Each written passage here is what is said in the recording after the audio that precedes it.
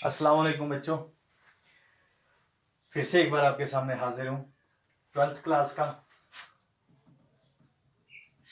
Economics 12th, और आज मैं जो आपको पढ़ाने जा रहा हूँ वो थोड़ा सा हमें रह गया लेकिन बहुत इम्पोर्टेंट है। इसका नाम है, हम कह सकते हैं हमारे पास यूटिलिटी को एनालाइज करने के लिए दो चीज़ें होती हैं। यूटिलिटी को एनालाइज करने के लिए हमारे पास दो कानून होते हैं। There are two laws to analyze the utility. We have two laws, और हम इन्हें ये भी लिख सकते हैं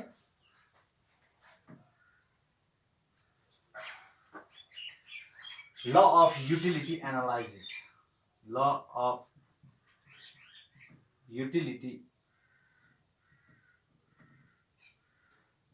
analysis.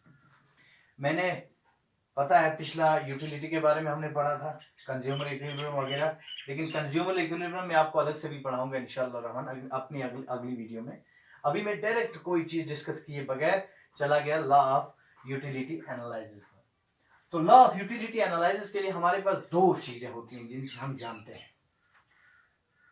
Law of diminishing marginal utility, पहला है law of diminishing marginal utility, marginal utility. और दूसरा है हमारे पास, पहला है law of diminishing marginal utility और दूसरा है हमारे पास law of equi marginal utility. Law of equi marginal utility. तो आज हम पढ़ेंगे इसका पहला पार्ट जो है law of diminishing marginal utility, क्योंकि आपकी बुक में ये दिया हुआ है 2-3 लाइंस में, लेकिन बहुत इंपॉर्टेंट टॉपिक है ये, और इस टॉपिक पर यूटिलिटी की पूरी बेस बनी हुई है। तो मैं आपको डायरेक्ट ले चलता हूँ law of diminishing marginal utility पर, ठीक है। सबसे पहले हम पढ़ेंगे कि law of diminishing marginal utility किसे कहते हैं। Law of diminishing marginal utility में कौन कौन सी चीजें मानी जाती हैं, किन किन चीजों पर जोर दिया गया है, जिन्हें हम एजम्पशंस कहते हैं, और इसके साथ हम पढ़ेंगे law of diminishing marginal utility की एजम्पशंस प्लस एक्सेप्शंस। सबसे पहले हम पढ़ते हैं what actually law of diminishing marginal utility says. Law of diminishing marginal utility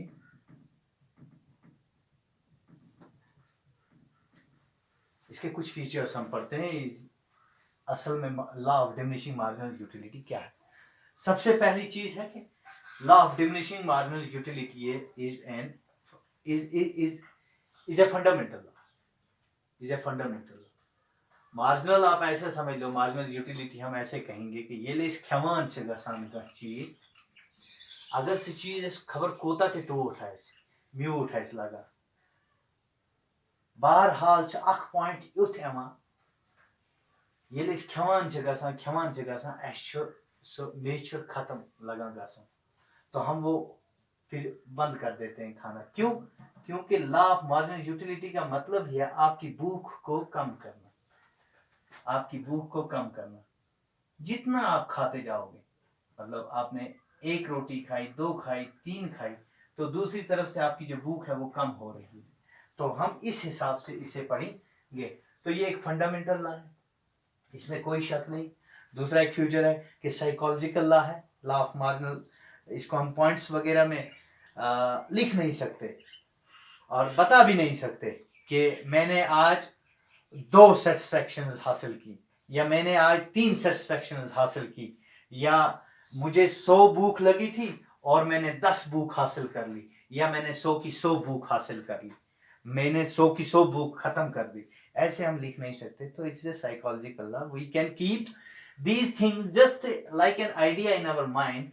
We can give a shape in our imaginable shape in our mind कि हाँ भाई मे हसा लजमस वारिया ज्यादा बच मे येड खाली मगर मे खेम जो चोच मे मिटाए 20% या अड़ बच गई मे खत्म वन वन येड खाली बहुत यसान थोड़ा बहुत वन खेम तो it is a psychological law we can say ठीक है। तीसरा है अब इसकी डेफिनेशन क्या है पहले मैं समझाऊंगा फिर मैं लिखूंगा। डेफिनेशन कहती है law states that as more and more standard units of a commodity are consumed, the marginal utility obtained diminish continuously with each successive unit. मैंने आपको बताया यहां पर ये ला ये जो कह रही है ये फूड आइटम है और ये मेरी थ्रस्ट है या ये मेरी भूख है ये मेरी हंगर है ठीक है। हंगर लिखता हूं मैं ये हंगर लिखता हूं मैं यहां ये मेरी भूख है या फिर सेटिस्फैक्शन है ठीक है। यहां पर मुझे भूख लगी है मैंने यहां पर एक रोटी खाई तो यहां पर मैं आपको पॉइंट्स में नहीं दिखाऊंगा यहां मैं तीर में दिखाऊंगा यहां से चलूंगा ये 0 है ये 0% है यहां नीचे 0% है और ये 100% है। मैंने एक रोटी खाई तो मेरा इतनी भूख मिटी मैं इतना सेटिस्फाई हुआ। मैंने 2 रोटियां खाई तो मैं इतना सेटिस्फाई हुआ। मैंने 3 रोटियां खाई तो मेरा ग्राफ जो है ये ऊपर चढ़ता गया और एक वक्त ऐसा आएगा ये 100%। अब मुझे भूख नहीं है अब मेरा पेट खाली नहीं है लेकिन अगर वो एम अलाव ति खेवान छुस दैट मीन्स अब मुझे फटना है वो फट जात मा क्यों फटत।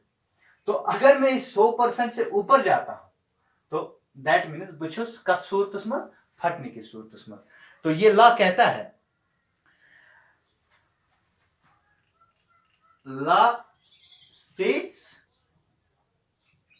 दैट एज मोर एज पहले मैं देखता हूं वीडियो चल भी रही है कि नहीं हाँ चल रही है। Law states that as more and more standard units of a commodity as more and more standard units of a commodity are consumed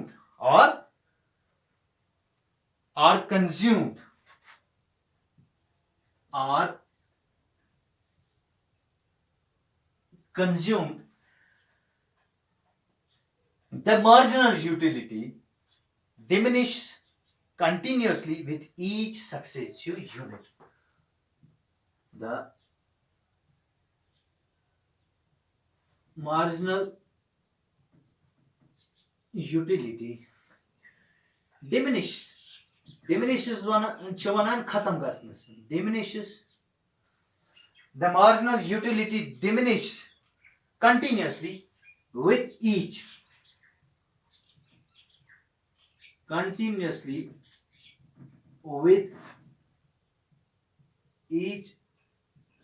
successive unit। क्या समझा मैं समझाता हूं मैं समझो भी नहीं क्या ऐसे समझाऊं वेरी गुड। अब मैं समझाता हूं ये कानून ये लॉ बताता है ये दिस लॉ स्टेट्स कि जितना ज्यादा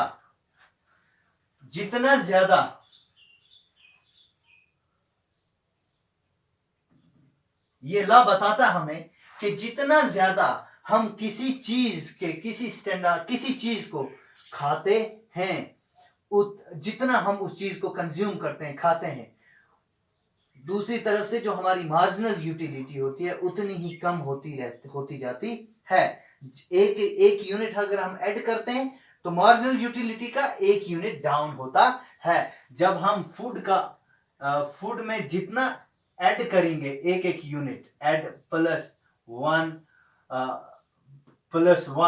+1 यहां से हमारा मार्जिनल यूटिलिटी का ग्राफ जो है ये 100 फिर इस तरह मतलब ये कम होता जाता है, ये कम होता जाता है, ये ग्राफ में नीचे आता रहता है जीरो की तरफ, 100 से जीरो की तरफ। यहाँ पर हमें 100% चाहिए थी रोटी, तो हमने 10% खाई, ये 90 पर आएगा, 80 पर, 70 पर, 60 पर, 40 पर, 30 पर, 20 पर, 10 पर, फिर जीरो पर। और अगर ये जीरो से डाउन जाता है तो गोया ये फटनेस पे। मुझे उम्मीद है कि ये आप लोग लिख लोगे। और दूसरी दुख की बात यह है कि हम ये आप लोगों के लिए बनाते हैं, लेकिन अभी तक मैंने देखा कि सिर्फ ज्यादा से ज्यादा 15 बच्चों ने शायद ये वीडियो, क्या पता वो बच्चे ही हैं कौन देख रहे हैं ये वीडियो, शायद जिनके लिए हम बनाते हैं उन तक ये वीडियो पहुंचती नहीं, तो ये बेटा वेस्ट जा रही है। तो प्लीज इसे वेस्ट जाने मत दो, इनको देखो, इन वीडियो से पढ़ो। तो अब मैं चलता हूं सीधा कि हमें इस law of diminishing marginal utility में कौन कौन सी चीज को मानना पड़ेगा, कौन कौन सी चीज एजम्पशंस हैं। मतलब एजम्पशंस कहते हैं कि कोई ऐसी चीज जिसे हम मान तो रहे हैं लेकिन उसका प्रूफ वगैरह हमारे पास नहीं है। तो साइकोलॉजी में हम साइको बन जाते हैं और मेंटली सोचते हैं कि नहीं ठीक है, इन चीजों को मानना चाहिए, लेकिन प्रूफ वगैरह इन चीजों का नहीं होता, तो उन्हें एजम्पशंस कहते हैं। तो एजम्पशंस क्या क्या हैं, किन किन चीजों को मार्जिनल यूटिलिटी में ख्याल रखना चाहिए, किन किन चीजों का मार्जिनल यूटिलिटी हो सकता है, किन किन चीजों से हमारी भूख मिट सकती है, किन किन चीजों को अगर हम कंज्यूम करें तो हमें ये सब चीजें मिल सकती हैं। तो अजम्पशंस में हमें पढ़ना है, अब हमें अजम्पशंस पढ़ना है। तो बेटा अजम्पशंस यही है, मैंने कहा अस निश कथ आसान यमन हंद प्रूफ अस निश आसान कि मगर तम पत्त तमन कथन मानन। गोडनिची कथ यह कि utility is measured in number units, use न बच हेको नंबरन मज थी कि मे 10 बच लजम, मे 20 बच लजम, यह हेको न बह वन सीधी बच छम लजम कम छम लजम ना तीज ना छम लजम है ना, या मे ज्यादा बच लजम।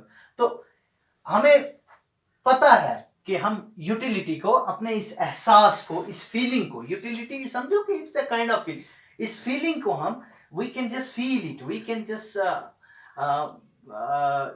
सेंस, मतलब हम इसे फील कर सकते हैं, हमें ये एक एहसास है, लेकिन बहरहाल हमें इसे मानना पड़ेगा कि we can give it in a number unit. तो सबसे पहला यही है, utility is measured in unit terms. Means इसका मतलब जब मैं एक चॉकलेट खाता हूं,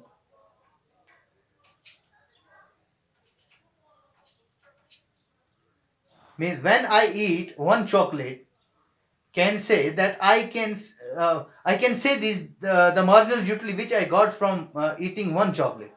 तो मैं बताता हूं कि एक चॉकलेट खाने से मुझे इतनी मार्जिनल यूटिलिटी मिली।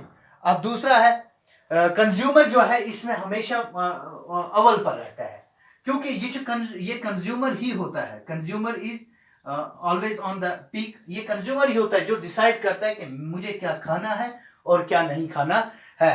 तीसरा है